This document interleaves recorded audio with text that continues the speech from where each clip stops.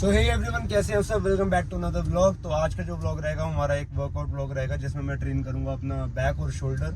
अब बैक और शोल्डर साथ में क्यों, बैक और बाइसेप्स क्यों नहीं, इसका रीज़न ये है क्योंकि मैं बाइसेप्स ट्रेन करता हूँ अपने लेग्स के वर्कआउट के साथ। उसका रीज़न ये है कि जब भी मैं बैक का वर्कआउट करता हूँ ना तो इतना थक जाता हूँ एंड तक कि जो बाइसेप्स को करने के लिए उतनी हिम्मत बचती नहीं है। और बाइसेप्स मेरे को अच्छे से करने, क्योंकि मेरा जो बाइसेप्स का साइज़ है वो 16 है और वो 16 ही है 1-1.5 साल से।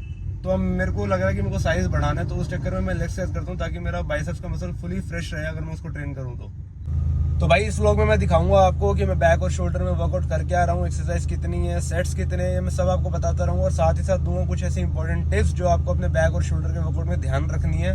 अगर आप उन चीज़ों को अप्लाई करोगे अपने वर्कआउट में तो आप देखना कि आपका थोड़ा सा वर्कआउट आपको बेटर फील होगा करने के बाद, और आपको लगेगा कि हाँ थोड़ा तरीके से वर्कआउट किया है। तो भाई एंड तक देखते रहना व्लॉग। अब मैं जिम जा रहा हूँ, जिम जाकर अपना वर्कआउट स्टार्ट करूँगा, स्ट्रेचिंग वार्म अप अच्छे से करके प्री वर्कआउट पी के आपके साथ वापस से जुड़ता हूँ। तो भाई जिम में एंट्री ले ली है, अब स्ट्रेचिंग और वार्म अप करूँगा, उसके बाद 10 मिनट ट्रेडमिल करूँगा और उसी के बाद मैं अपना वर्कआउट स्टार्ट करूँगा।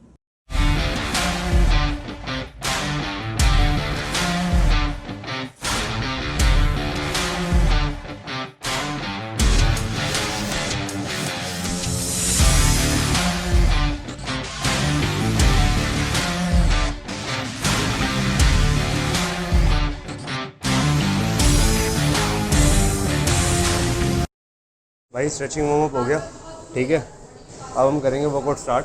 तो सबसे पहले मैं लूँगा पुलअप्स, 30 से 40 रैप लूँगा पुलअप्स के। तो स्टार्ट करते हैं भाई वर्कआउट अब।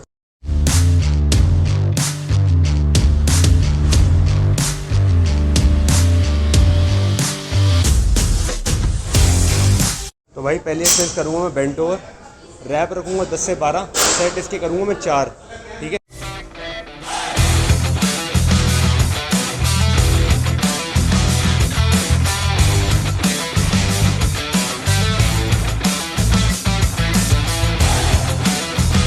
तो भाई नेक्स्ट एक्सरसाइज करूँगा मैं क्लोज ग्रिप, रैप रहेंगे 10 से 12, सेट रहेंगे 3।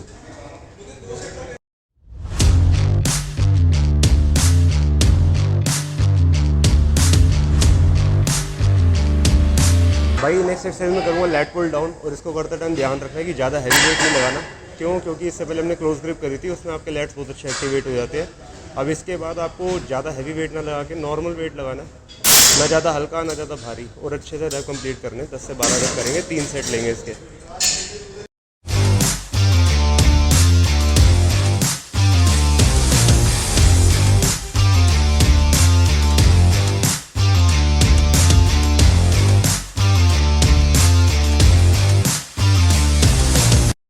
भाई एक चीज़ ना हमेशा ध्यान रखा करो कि जब भी हम वर्कआउट करते हैं ना तो तुम्हारा वेट तुम्हारे कंट्रोल में होना चाहिए। ये ना हो कि तुम एक्सरसाइज कर रहे हो और तुम्हारा वेट कंट्रोल में नहीं हो, तुम रैप मारे आ रहे हो, पोजीशन हिल रही है। तो जब तक पोजीशन आपकी करेक्ट नहीं और वेट आपके कंट्रोल में नहीं है ना तो कोई भी आपको एक्सरसाइज अफेक्ट नहीं करेगी। तो ये ध्यान रखना सबसे मेन इंपॉर्टेंट पॉइंट है ये। एक्सरसाइज में करूँगा 1 आर्म रोइंग, रैप रहेंगे 8 से 10, ठीक है, और सेट करेंगे इसके हम 3। पोजीशन कंट्रोल में रखना है, इसको देखना मैं किस तरीके से कर रहा हूँ, और उसी तरीके से मतलब रेंज ऑफ मोशन भी उतनी रखनी है इस एक्सरसाइज में।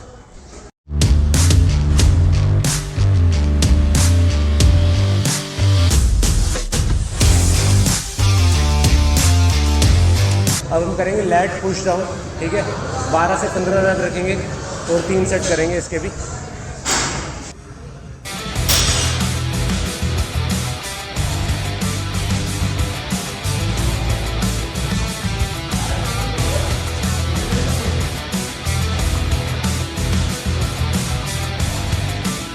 पहली एक्सरसाइज करी थी हमने बेंट ओवर, दूसरी करी थी क्लोज ग्रिप, तीसरी करी थी लैट पुल डाउन, चौथी करी थी हमने 1 आर्म रोइंग, 5वीं करी थी हमने लेट पुश डाउन।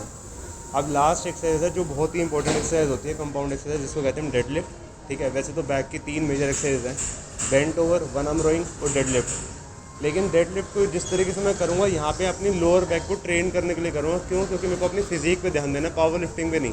तो मैं ज़्यादा हैवी वेट नहीं जाऊँगा, 12 से 15 रन निकालूंगा। और उसको करने का तरीका ये होगा कि जो मेरी नीज़ है, जब मैं डेडलिफ्ट करूँगा तो इसको सिर्फ इतना लेके जाऊँगा और यहाँ से ऊपर, ठीक है, ताकि मैं अपनी लोअर बैक भी ट्रेन कर लूँ और अपनी फिजिक को बेटर कर सकूँ।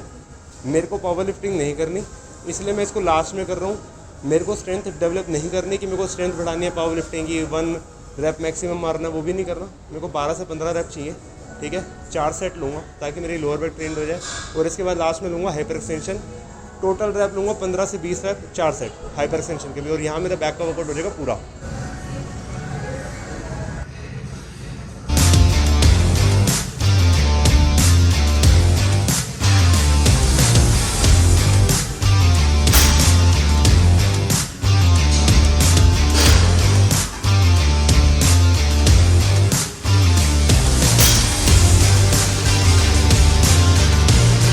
तो जो भी भाई अपने आप को फिट रखने के लिए, सिर्फ फिट रखने के लिए जिमिंग करते हैं, कोई मतलब गोल नहीं कि हमें कोई कंपटीशन खेलना है या बॉडी बिल्डिंग का कुछ करना है, तो इस तरीके से डेडलिफ्ट करें।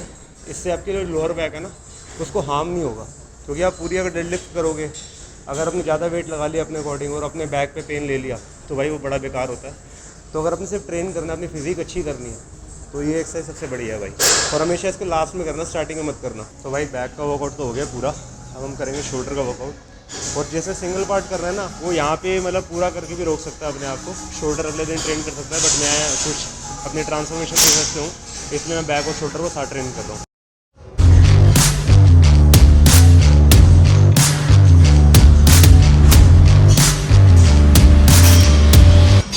तो भाई शोल्डर के वर्कआउट में पहला सुपर सेट में लूँगा रेयर डेल्ट और शोल्डर प्रेस का 10 से 12 रैप 3 सेट। तो शोल्डर का वर्कआउट करेंगे सुपर सेट में ही, ठीक है। तो पहला सुपर सेट में ले रहा हूँ।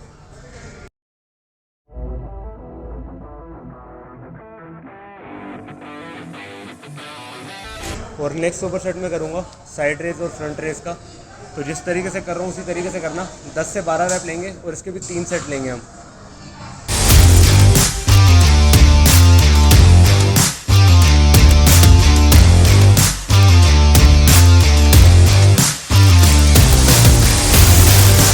लास्ट एक्सरसाइज में करूँगा शक्स, ठीक है। 12 से 15 रैप इसके सेट रखूँगा मैं 4। तो ये लास्ट एक्सरसाइज है हमारी शोल्डर की, ठीक है। तो शक्स करूँगा अभी मैं स्टार्ट।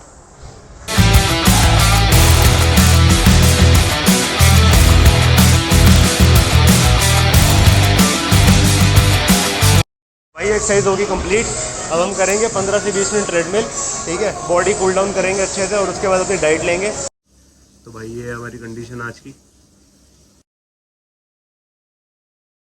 तो भाई वर्कआउट हो गया पूरा, बैक और शोल्डर कर लिए अच्छे से, एंड आई होप कि आप इसको समझ पाओगे और अच्छे से अपनी चीज़ों पे अप्लाई कर पाओगे, ठीक है। अब मैं देता हूँ तुम्हारे को कुछ इंपॉर्टेंट टिप्स। तो पहली टिप ये है कि भाई जो क्रिएटिन सप्लीमेंट है ना, उसको आप अपने वर्कआउट से आधा घंटा पहले लिया करो और थोड़ा सा ग्लूकोन डी भी ऐड कर लिया करो। सेकेंड चीज़ ये है कि अगर जो लोग वेज है, प्योर वेज है मतलब, या थोड़े बहुत अंडे खा भी लेते हैं, वो अपने डाइट में BCAA ज़रूर ऐड करो, क्योंकि यार मसल रिकवरी बहुत इंपॉर्टेंट है। तो आप में थोड़ी सी जो वेज लोग होते हैं उनमें थोड़ी सी दिक्कत होती है, रिकवरी स्लो होती है। और बाकी जो नॉन वेज है उनके पास ऑप्शन है कि अगर उन्होंने रखना है तो रखे, नहीं रखना तो ना रखे, कोई प्रॉब्लम वाली बात नहीं है। आफ्टर वर्कआउट एकदम से प्रोटीन मत कंज्यूम किया करो, कि जो लोग है ना कि एक मिथ फैला हुआ है फटाफट protein P low after workout, वो सही चीज़ नहीं है। अगर पहले अपनी बॉडी को कूल डाउन होने दो, ब्लड सर्कुलेशन नॉर्मल होने दो, उसके बाद आप प्रोटीन कंज्यूम करो, ताकि वो आपके शरीर को लगे। नहीं तो आप ऐसे पियोगे तो वो कोई मज़े वाली बात नहीं होगी। ये बहुत इंपॉर्टेंट टिप है। तो हमेशा आप वर्कआउट करने के बाद जब आप 10-15 मिनट कार्डियो कर रहे हैं या नहीं कर रहे, कुछ भी नहीं कर रहे, आप 10-15 मिनट बॉडी को रिलैक्स होने दो, उसके बाद कुछ खाओ पियो, चाहे वो प्रोटीन डाइट ले रहे हो। और प्रोटीन के साथ हमेशा एक कार्ब्स का सोर्स रखा करो, ठीक है। अगर आप फैट लॉस पे हो तो 50 से 60 ग्राम 70 ग्राम तक आप राइस कंज्यूम कर सकते हो, वाइट राइस प्रोटीन के साथ। अगर आप मसल गेनिंग पे हो तो 100 से 150 ग्राम तक आप ले सकते हो। तो एक कार्ब्स का सोर्स भी ज़रूर ऐड किया करो आफ्टर प्रोटीन, क्योंकि कार्ब्स ही मेन है हमारी एनर्जी सोर्स, ठीक है। तो ये थी कुछ इंपॉर्टेंट टिप्स जो मैं आपको दे रहा हूँ। तो भाइयों आज का वर्कआउट व्लॉग हुआ पूरा, एंड आई होप आपको सब कुछ समझ आया होगा। जो मैंने आपको टिप्स दिए आपको कुछ लगा होगा कि हाँ हेल्पफुल है। तो अगर आपको लगता है कि मेरे थ्रू आपकी कुछ हेल्प हुई है इस वीडियो से, तो आप प्लीज़ इस चैनल को सब्सक्राइब कर देना और लाइक कर देना, ताकि मैं आगे ये चीज़ें करता रहूँ, ठीक है। और आपको साथ ही साथ कुछ ना कुछ इन्फॉर्मेशन या टिप्स आपको देता रहूँ। तो मिलते हैं नेक्स्ट व्लॉग में। Till then bye bye, take care, see you.